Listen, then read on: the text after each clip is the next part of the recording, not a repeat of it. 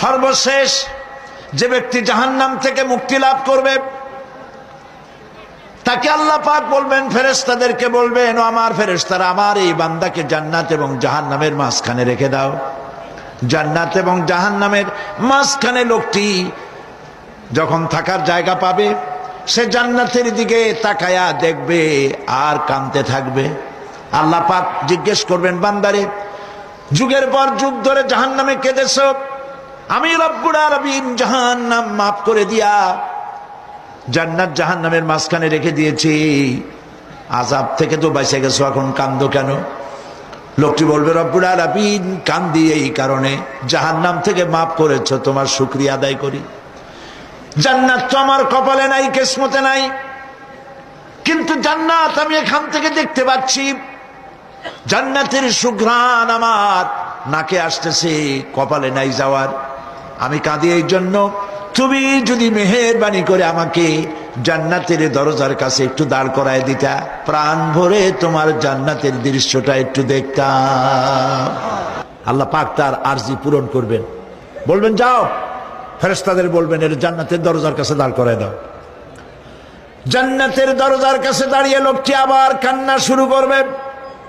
আল্লাহ পাক প্রশ্ন করবেন, এবার কান্দো কেন?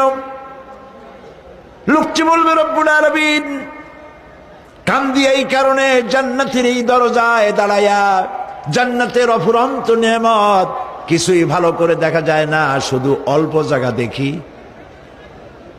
যদি তুমি আমারে দয়া করে জান্নাতের মাঝখানে দাঁড় করায় দিতা, চতুর্দিকে তাকায়া তাকায়া দেখা কলিজারে ঠান্ডা বানাইতাম। তবে আমি ওয়াদা করি, জান্নাতের কোনো নাজ নেয়ামত, কোনো ফল আমি খাবো না, ধরবো না, সইব না।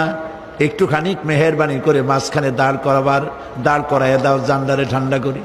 আল্লাহ রব্বুল আলামিন ফেরেশতাদের বলবেন, আমার এই বান্দারে জান্নাতের মাঝখানে দাঁড় করাইয়া দে।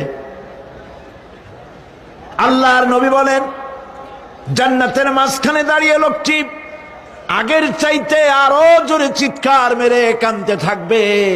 আল্লাহ পাক বলবেন, বান্দারে, কি হলো তোর? দরজার কাছে আসতে চাইছিলে, আইনা দিলাম।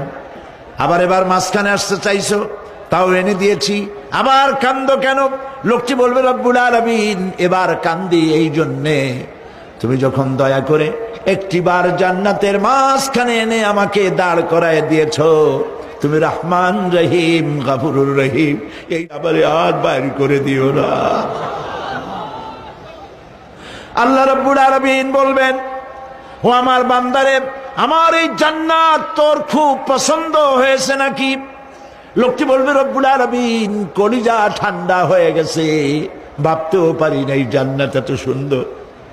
আল্লাহ পাক বলবেন, বান্দারে, এরকম একটি নয়, দুইটা নয়, তোর জন্য আমি 10টা জান্নাত এইরকম রিজার্ভ করে রাখছি।